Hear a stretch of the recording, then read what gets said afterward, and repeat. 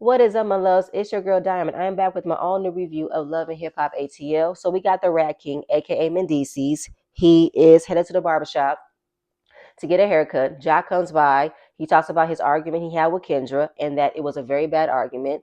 He was intoxicated. He said he had a few drinks. He said some things he should not have said, as far as using the tactic of what Kendra does when Jock fucks up. She used the word divorce. He did the same thing over nothing. He's in his feelings of Kendra getting involved with a man that slid in her DMs. And he couldn't handle it. He's really not handling getting a taste of his own medicine. So now he's decided to bring up divorce to get her to understand how that makes him feel. But it's all cap and bullshit, in my opinion. He needs to hold himself accountable to understand you can't expect for Kendra to be okay with the things you've done to hurt her and expect for her to forgive. But you think you have the right to say, oh, I want a divorce over something that never happened, something that you assume was going to happen.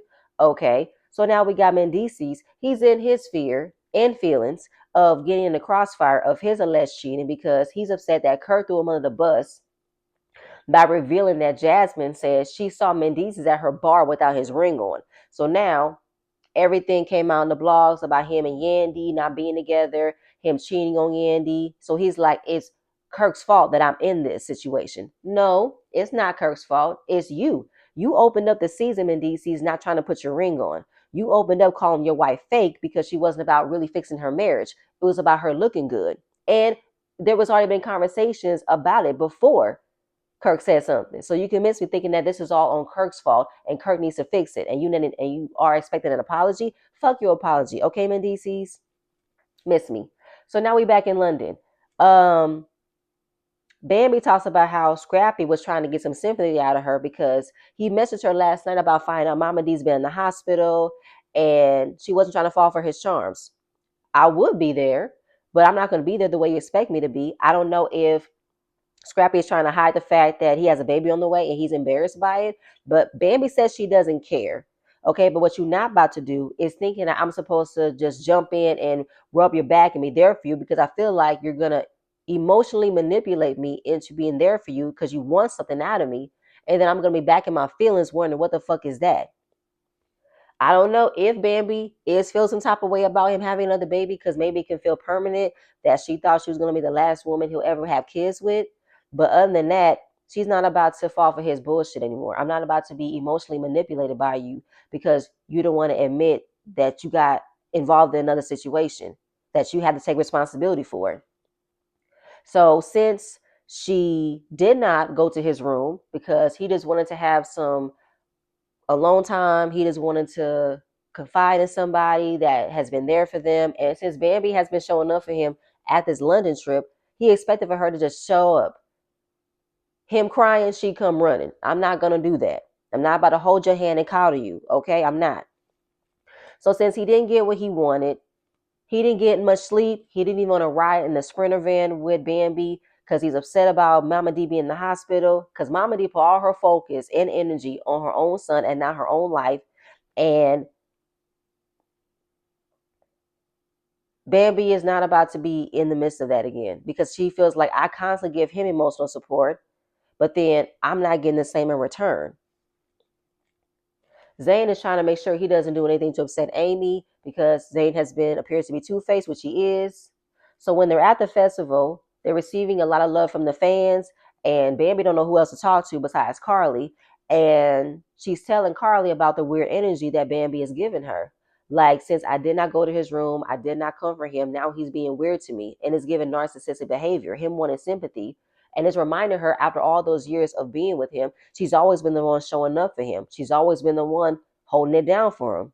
Now he's telling everybody his mama's sick, he wish he can be there, and I just want some support. Like Scrappy was crying this episode, okay? Like she wants him to be in a good place, but turns out the only thing that's gonna work is for Scrappy to face his problems. He has to deal with all of his problems head on. I'm not gonna give you a pass. I'm not gonna take over the responsibility for you because that's how she's always done. Like I'm tired of being the one showing up and I don't ever have you showing up for me. So with giving her this weird energy, he pops by to say good luck. And she said, nah, don't do that. Like, I don't want to argue. I don't want to have a conversation. I just want to give her good luck. Like, that's how she's getting emotional. Like, it's the roller coaster You gonna give me attitude because I didn't comfort you, but yet you want to say give me a good luck? Like, don't do that. Just because I didn't show up for you when you wanted to show up for me doesn't mean I don't try to support you. Like, just giving narcissistic vibes. Like, stop playing on my emotions. I don't have time for that anymore. So now we get back to ATL. It's election time. I think Yandy and Mendiz is pulling the event to bring out the importance of voting because Mendiz has been a victim of the injustice system. Even when he was growing up, he never thought his vote mattered. So now he got into some trouble, ended up getting incarcerated, realized that his rights were taken away from him. When he discovered that his vote actually matters and he had to finish probation in order for him to officially vote, that's how he knew how important it was to vote. So now we see Shekinah and Erica. They came and showed their support. They talk about what happened at the concert, and Yandy and Mendices are very annoyed about what occurred because they felt like what happened was out of nowhere. Yandy, you got in that girl's face when she was pretty much outing your husband for messing around with her friend. That's what it was. And the whole thing about Jasmine remembers him being at her bar and thinking that he wasn't going to remember her. But then, of course, we got the whole fiasco of what Jasmine's been saying that she got information on. Shekinah is listening to them, but of course, she knows the entire situation. What y'all tell him is not lining up with what I heard. I heard that Erica Racine said you were trying to get at her friend, and now you're trying to silence her friend. So whatever you're trying to tell me is a whole lie, but I'm not going to say nothing because it's not my business. One time, Shekinah is not involved in anybody's business, but she knows the business. So now we get to the announcement of Mama D being in the hospital, and she's only in the hospital because she's stressing herself out over Scrappy.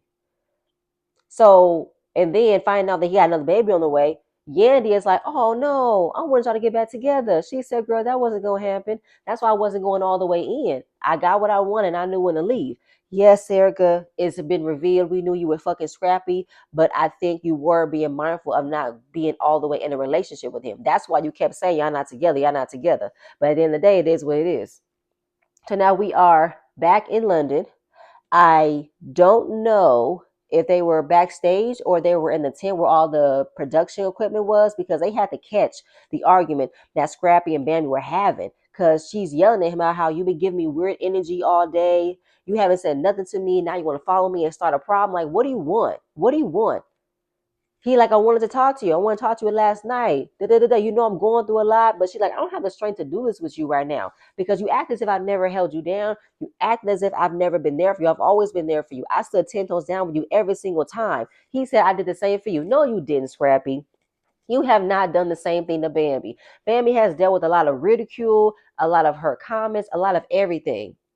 She's been the one taking in all the hits, all the hurts because of you. So as far as like her being the main one being loyal to you when you're not being loyal to me, it's like, man, even when I was your wife, you never treated me with respect. Now that I'm your ex-wife, you still don't treat me with respect. So you can miss me with that. I'm not about to always be there for you. I can try to be there for you as much as I can. Just don't manipulate me. So when they separate, Bambi is crying because she's like, at one point, when do you say I need to stop being loyal to somebody that's never shown me loyalty? Now, Bambi, are you really mad about the baby? Are you mad about how he could be so careless to get with another woman and get her pregnant? Like, I don't think it's him fucking other women that's a problem. I think how can he procreate with another woman? How can he do that? I do think that Scrappy likes to invoke sympathy or manipulate to get sympathy. And I feel like he likes to hide away from his situations in order for him to not take on them, not really take responsibility for them. And I feel like when it comes to the women and the relationship he's been with, he always knows how to get y'all to do certain things for him. He knows how y'all gonna show up for him. When everything goes wrong, he goes crying to Erica. Things go wrong, he go crying to Bambi. That's how he operates. He operates on his emotions. And it's like, I ain't got time for this no more. I don't. No, we got Erica and Shekinah visiting Mama D. She's out of the hospital. I wonder why, because I felt like her whole entire body was aching. But if you had a headache or your blood pressure was high, why would everything else be hurting? But anyway, she received a message from her goddaughter about discovering Scrappy had a child on the way, and it was from a threesome. One of the other ladies became pregnant, and she knows it's about a good 90% chance that that's his baby. Nobody had any expectation of Scrappy doing anything right. Erica knows he's unpredictable, he's reckless, irresponsible, he never made good decisions.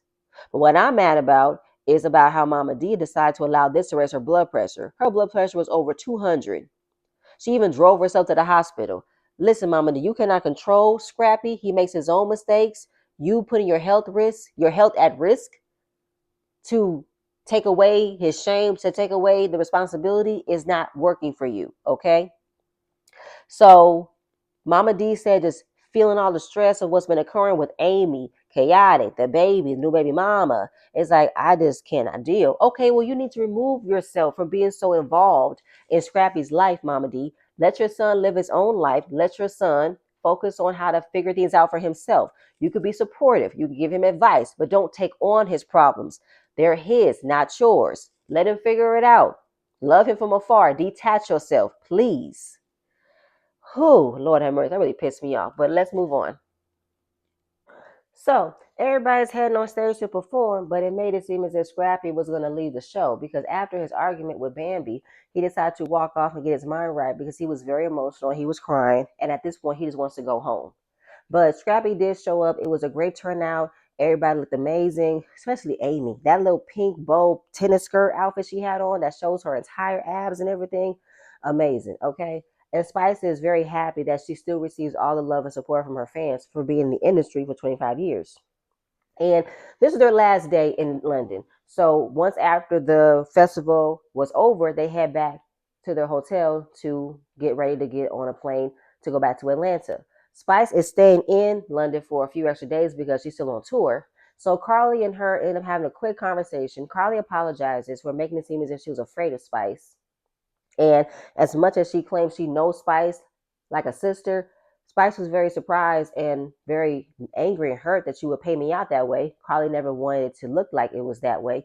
But they can only have this moment for a little bit so that when she gets back home, they'll have a deeper conversation about their relationship. I'm happy. We'll see. So now we get to Atlanta. We got Jack and Kendra. They have a therapy session with their pastor to discuss what happened at Chicago. Their argument was very heavily messy. It was very heavily filled with anger and hurt. So the whole entire situation was her getting involved with someone from her past in business. Jack didn't focus on the fact that it was about business because he's too busy focusing on the hard eyes emoji, the you so fine statements. But even though Kendra told him about the situation, he still decides to go through her phone to think she was lying and how he's upset about the message being in vanish mode and all that stuff. And it's like, really, Jack? Something that nothing happened, just the bare minimum of what you felt could have happened got you going off. She said it's laughable with the way he's reacting to my text messages versus everything that I've had to deal with his ass. I've been an honest, faithful, good wife to him. The fact that he doesn't trust me to learn how to balance work and personal is crazy. Yeah, because he can't do it. You can't tell me when you reach out to a woman in DMs, you don't give her a multitude of compliments in order to get what you want, which is to fuck her. But the fact that you thought that Kendra will fall for that is crazy as hell. This is all about business. Hell, she loves your ass, which I don't understand why. So just witnessing him act crazy over something that never happened is just interesting as hell. He cannot handle his own medicine. He cannot handle another woman doing him what he does to other women. You had a baby on Kendra, my guy, and she forgave you. She welcomed the baby. But you can't handle somebody from her past wanting to get involved with her for business. Okay. So just listening to them be in two different classes, they're not on the same page. Y'all need intensive family interventions, intensive therapy. Because we can't meet up in 6 months because it might not be 6 months. So realizing they both have been disrespectful and toxic towards one another, Kendra did not deserve what he did. And it's also got to be on both ends. Y'all both can't use divorce as a trump card to get somebody to act right. You can't throw out divorce because you want to prove to something. That's not resolving issues. Jock, you need to get out of your fucking head and not think that Kendra can do better because she can, but she chose you. And Jock, don't also get it twisted that you might seem as if you can do what you want to do and Kendra's going to have to deal with it. It's only so much a woman can deal with before she says, I'm done. Kendra, I don't know when you're going to reach that point of being completely done, to be honest. I don't know when. But at the end of the day, whatever y'all do is what y'all do. Y'all getting on my damn nerves. Y'all going back and forth with this shit. And I'm done. So now we get Rashida, Kirk, Yandy, and Mendici. They all meet up to dinner. Yandy's suspecting loyalty, so she wants to know how does Rashida think about this because she claims Rashida knew and never told her because nobody saw what happened at the concert. Nobody. Everybody just heard hearsay about what happened, right? So Medici's told them, I thought that maybe she was looking for you and maybe she was looking to come after you and then she ended up finding us. But no, because after the end of the concert, she had her conversation with Kirk and she found you and was willing to give you all the energy that she was already willing to give you. Because I said in the beginning, Yandy involved herself by giving advice to Jasmine that wasn't her place to do it. So it's kind of like Yandy can't tell me nothing about how to handle my situation when her husband is out here at my bar with no ring on. And apparently he's messing around with one of my friends. That my friends who are afraid to come forward. So you can miss me with that. So just listening to him talk about the whole Jasmine situation and how it made it seem as if she wanted him to recognize her, how she gave him a drink. It's like, what, you want me to know something? Like I did something? And Kirk said in his confessional, Jasmine and her friend ain't got nothing to do with me. They claim they got information about the woman that he's been allegedly messing around with that's been afraid to come forward. They're the ones coming after you. All you got to is figure out how to put two and two together because I feel like at some point this isn't made up.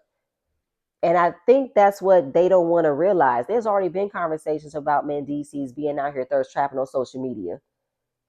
So I don't know why y'all trying to blame it or place all the responsibility on Kirk and Rashida, how it's their fault because of what's been going on between them and Jasmine, when it's not.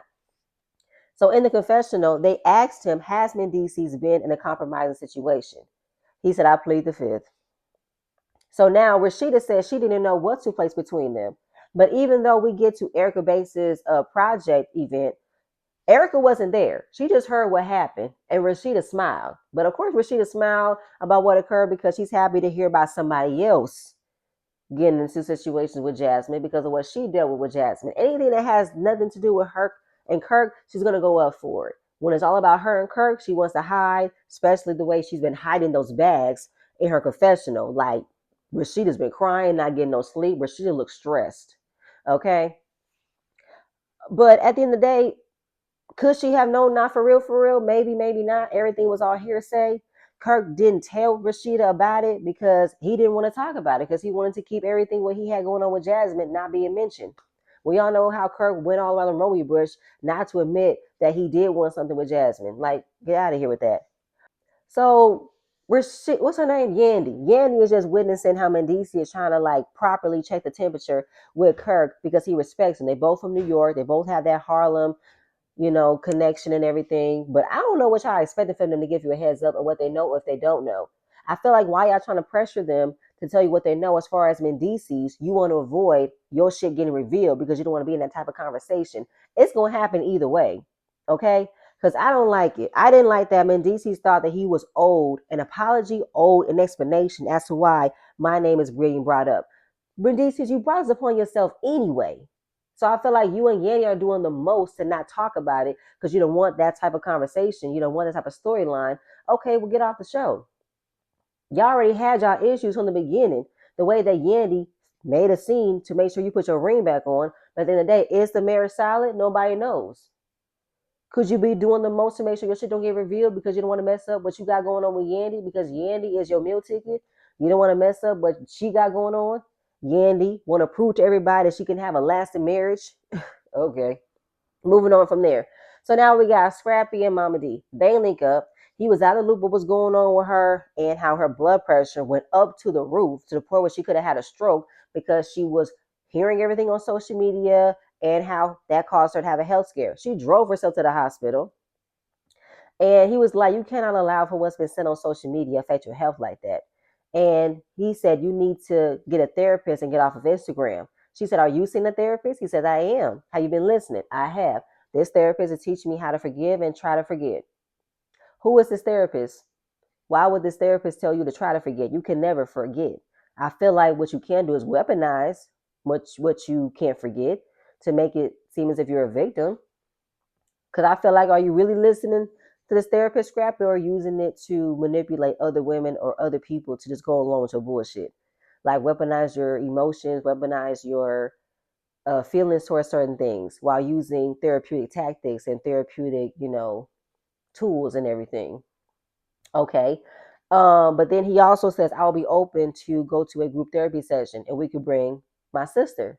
They both have had traumatic experiences in their childhood. They got from Mama D. Mama D said she can't change what happened. No, but you have to admit what they've endured while growing up was not good. And you also need to provide better help for you to build a better relationship with your children and your grandchildren. Now she's excited about the idea, but she feels like Scrappy just won't listen. She's so focused on how much stress she has to endure for Scrappy to figure out how he needs to be responsible. Because she was like, you don't understand the stress y'all put on as mothers. No, I get the stress, Mama D, but you cannot allow the stress to cause you to act certain ways and cause you to do the most that can affect your fucking health. That's what you can't do. I've said it before. Scrappy is a grown ass man. Let him handle his own situations. You have to allow your son to grow up at some point. You can't make it seem as if it's because of you my health is this way. It's because of you I have to do all this. You don't have to. You don't. So now she wants to meet the baby mama. Do you believe the baby is yours? Yes, he believes the baby is his. He does. And it was a wild night. They were single and boom, bam, pow, being irresponsible. But of course, he accepts it that that's his child. He will do what he had to do. So again, telling her to stay off social media, focus on yourself, stop worrying about me. Excuse me. But then at the same point in time, while not listening to him telling her to stay out of it, let him figure it out himself. Worry about you. Worry about your life. She walks up and leaves. I'm like, see, this is where your son takes the trait of not listening. He's telling you to step back and let him figure it out. You don't want to. You want to overbear. You want to overboard, overbear, hover to figure out his life, and it's like, stop. This is where Scrappy don't listen. You too busy trying to tell him what he needs to do, but you'll listen to what you need to do. Like, you have never allowed him to take full accountability for his actions. You're too busy blaming everybody else for what he's done. Stop. Like, no, you don't like hearing the truth. It's like he don't like hearing the truth. Stop. Stop, Mama D. Stop, stop, stop. But that was pretty much it. It was a good episode so far. But like I said before, Mama D, you get on my fucking nerves. This is why your son is the way that he is. He got it from you. You don't want to listen to how you need to step back and assess certain things and take accountability for certain. That's it. That's it. That's all I have. This episode was good. We're going to see more next week. Please stay tuned for the next video. I'm going to see you guys later. Bye.